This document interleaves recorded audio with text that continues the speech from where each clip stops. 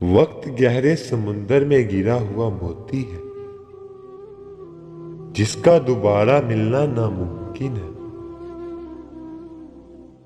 माजी बदल नहीं सकता, पर हाल और मुस्तकबिल आज भी हमारी मुट्ठी में है। जिंदगी का एक बड़ा सबक ये भी है कि शौक की उम्र में सबक सीख लिया जाए।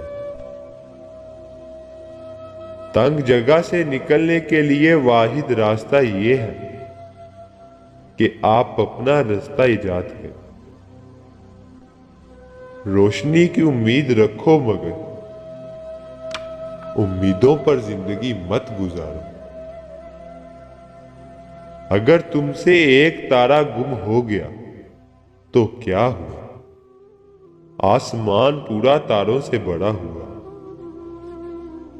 मगर फिर भी आसमान से कोई भी तारा तेरी किस्मत में नहीं। तो कौन जानता है, शायद चांद तेरा नसीब हो। फिक्र में रहोगे तो खुद जलोगे, बेफिक्र रहोगे तो दुनिया जलेगी।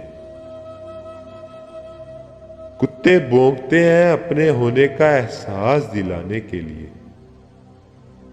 जंगल का सन्नाटा शेर की मौजूदगी बयान करता है।